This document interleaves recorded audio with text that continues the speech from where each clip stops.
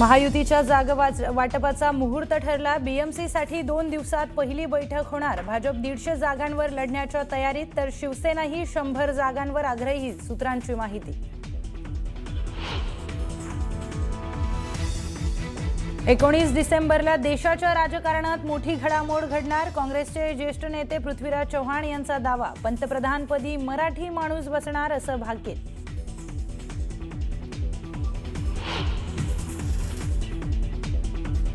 भाजप शिवसेना आमदारांची रेशीम बागेतील हेडगेवार स्मृती मंदिराला भेट। राष्ट्रवादीचे आमदार अनुपस्थित राहिल्यानं चर्चांना उधाण।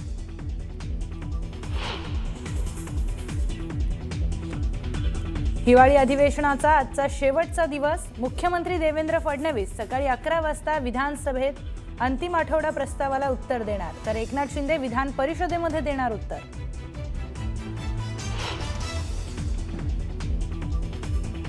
कल्याण पश्चिमेच्या सिंडिकेट परिसरामध्ये रॅपिडो चालकाला नागरिकांकडून मारहाण। रॅपिडो चालकानं तरुणीला अंधाराच्या ठिकाणी सोडत अतिप्रसंग केल्याचा आरोप।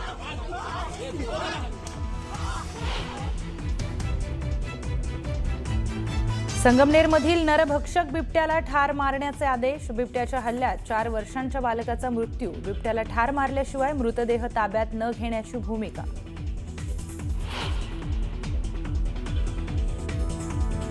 कोलकातामधील गोंधळानंतर हैदराबादमधील कार्यक्रमात मेस्सीनं घेतला सहभाग। सीएम रेवंत रेड्डी आणि राहुल गांधींच्या उपस्थितीवर भाजपनं उपस्थित केले सवाल।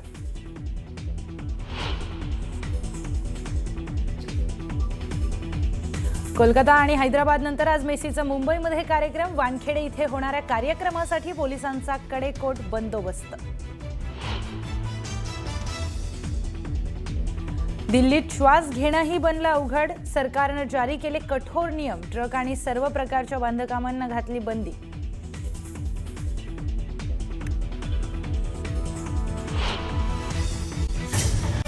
नमस्कार, मी विशाल परदेशी। महाराष्ट्र विशेषमध्ये आपलं सगळ्यांचं स्वागत। राज्य सरकारनं सर्वसामान्य जनतेकरता घेतलेले महत्त्वाचे निर्णय, योजना आणि लोक उपयोगी प्रकल्प याबद्दलच्या घडामोडी आपण बघणार आहोत महाराष्ट्र विशेषमध्ये। महाराष्ट्र देशातील सौर ऊर्जेचा शेतीत सर्वाधिक वापर करणारा राज्य ठरलं असून मागेल त्याला सौर कृषी पंप योजनेत राज्याने जागतिक विक्रम केला। महावितरणने केवळ एका महिन्यात 45,911 सौर कृषी पंप बसवून हा विक्रम गिनीज बुकमध्ये नोंदवला। छत्रपती संभाजीनगर इथे आयोजित सोहळ्यात गिनीज बुकचे काल सॅबले यांनी प्रमाणपत्र प्रदान केलं।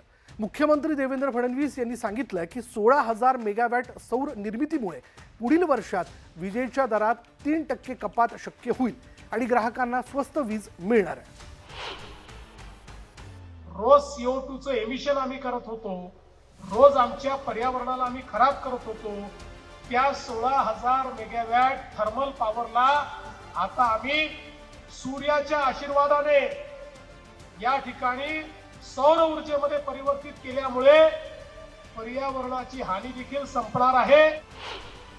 सैन्यातील खडतर जीवन जगून देशासाठी त्याग करणाऱ्या सैनिकांच्या कुटुंबांना मदत करण्यासाठी शासनाकडून विविध उपक्रम राबवण्यात येतात। सशस्त्र सेना ध्वजदिन निधी संकलनातूनही सैनिकांच्या कुटुंबियांना मदत देण्यात येते। आता शहीद जवानांच्या कुटुंबियांना दिली जाणारी आर्थिक मदत 25 लाखांवरून थेट 1 कोटी रुपयांपर्यंत वाढवण्यात आल्याची घोषणा मुख्यमंत्री फडणवीसांनी केली। राज्यातील संजय गांधी निराधार योजनेचे पैसे थेट बँक खात्यात जमा केले जातात। मुख्यमंत्री देवेंद्र फडणवीसांनी विधानसभेत याबाबत माहिती दिली। महिन्याच्या 1 तारखेला हे पैसे खात्यात दिले जातात। आधी हे पैसे कलेक्टर यांच्याकडे जायचे आणि त्यानंतर त्याचं वितरण केलं जायचं, पण आता लाभार्थ्यांची KYC झाल्यानंतर हे पैसे थेट खात्यात जमा होणार आहेत। ज्या लाभार्थ्यांची KYC झाली नाही त्यांची KYC लवकरात लवकर करण्याबाबत जिल्हाधिकाऱ्यांना सूचना दिल्याचं फडणवीसांनी सांगितलं। अनाथ मुलांना दिलेल्या 1% आरक्षणाला मुख्यमंत्री देवेंद्र फडणवीस यांनी आपल्या जीवनातील सर्वात समाधान देणारा निर्णय म्हटलाय। वर्षा निवासस्थानी त्यांनी शासकीय सेवेत रुजू झालेल्या अनाथ युवक युवतींशी संवाद साधला। डॉक्टर बाबासाहेब आंबेडकर यांच्या संधीची समानता या तत्वाने प्रेरित हा निर्णय राज्यातील 862 अनाथ युवकांना स्वावलंबी बनवणारा आहे। समाजाने दिलेल्या व्यवस्थेचं ऋण परत करण्यासाठी संघर्षातून पुढे आलेले हे तरुण समाजाचं रोल मॉडेल बनावेत अशी अपेक्षा मुख्यमंत्री देवेंद्र फडणवीस यांनी व्यक्त केली। शासनाच्या वर्षपूर्तीची सुरुवातही या संवेदनशील आणि प्रेरणादायी कार्यक्रमांनी झाली।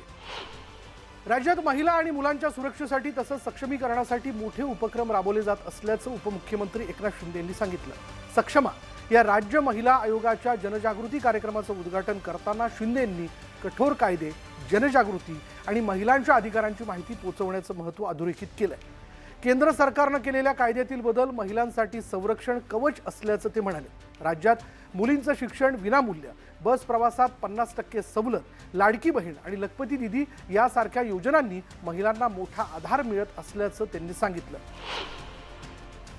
महिला सुरक्षित नसतील तर तो समाज प्रगती करू शकत नाही आणि म्हणून हे आपण सगळ्यांनी पाहिलं पाहिजे. लाडक्या बहिणींना सुरक्षित आणि सक्षम आणि आत्मनिर्भर करण्याचं काम कोण्या एकाची किंवा कायद्याची जबाबदारी नाही, तर ते आपल्या सर्वांची, आपल्या समाजाची आहे.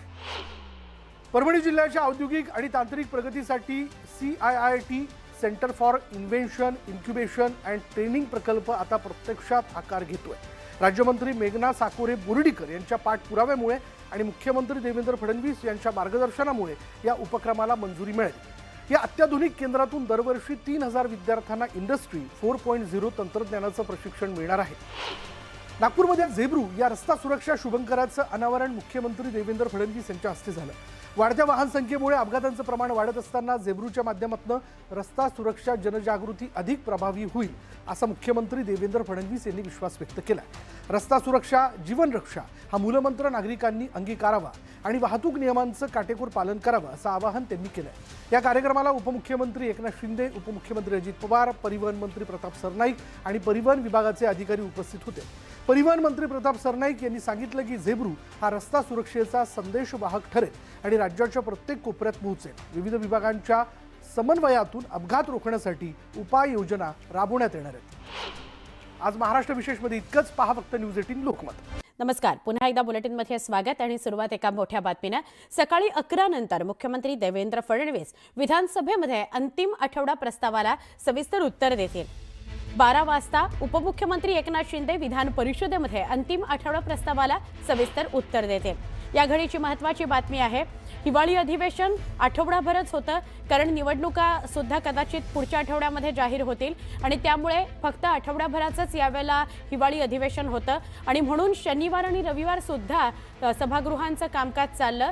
आज विधानसभेमध्ये मुख्यमंत्री आणि विधान परिषदेमध्ये उपमुख्यमंत्री आठवड्याभराच्या अनेक प्रश्नांना उत्तर देतील. स्मृती भवन एकनाथ शिंदे उपमुख्यमंत्री पोचलेले आहेत. त्यांचे नेते मंत्री सुद्धा त्यांच्या सोबत दिसत आहेत. संघाचा बौद्धिक आहे, महायुतीच्या खरं तर नेत्या मंत्र्यांसाठी आहे. शिवसेना आणि भाजप तर कायम सहभागी होतच असतात. काही वेळापूर्वी मुख्यमंत्री दाखल झाले आणि आता उपमुख्यमंत्री एकनाथ शिंदे दाखल झाले स्मृती भवनामध्ये. एकनाथ शिंदे दाखल झाल्याची ही थेट दृश्य आपण बघतोय. संघाच्या स्मृती भवनामध्ये बौद्धिक आहे. 1-1.5 तासाचं हे बौद्धिक असेल आणि त्यानंतर सगळेच नेते मंत्री हे मार्गक्रमण करतील विधिमंडळाकडे. आज हिवाळी अधिवेशनाचा शेवटचा दिवस आहे. दोन्ही सभागृहामध्ये आज मुख्यमंत्री आणि उपमुख्यमंत्री बोलणार आहेत. म्हणजे विधानसभेमध्ये मुख्यमंत्री आणि उपमुख्यमंत्री उत्तर देतील विधान परिषदेमध्ये. तर हे दोन्हीही मुख्यमंत्री आणि उपमुख्यमंत्री स्मृती भवनामध्ये आता दाखल झालेले आहेत. राष्ट्रविचार, राष्ट्रप्रेरणा, राष्ट्र उद्दिष्ट काय या संदर्भात बौद्धिक असतं आणि दरवर्षी हे बौद्धिक हिवाळी अधिवेशनाच्या दरम्यान आयोजित केलं जातं. म्हणजे जेव्हा नागपुरामध्ये अधिवेशन होईल त्या दरम्यान हे आयोजित केलं जातं. तर आज हिवाळी अधिवेशनाचा शेवटचा दिवस आहे. त्या दिवशी सकाळी 8:30 वाजता संघाच्या स्मृती भवनामध्ये उपमुख्यमंत्री एकनाथ शिंदे दाखल झालेले आहेत. महायुतीच्या नेत्यांकरता बौद्धिक आयोजित केलं गेलेलं आहे. आपल्याला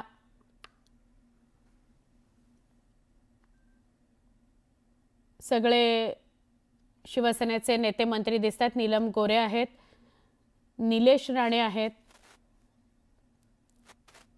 सगळे अर्जुन खोतकर आपल्याला दृश्यांमध्ये दिसतात. हे सगळे शिंदेंबरोबर आलेले, पण याआधी सुद्धा काही शिवसेनेचे नेते आलेले आहेत, मंत्री आलेले आहेत. आणि आता ज्या ठिकाणी बौद्धिक आयोजित केले गेले त्या सभागृहाकडे, त्या हॉलकडे उपमुख्यमंत्री एकनाथ शिंदे निघालेले आहेत.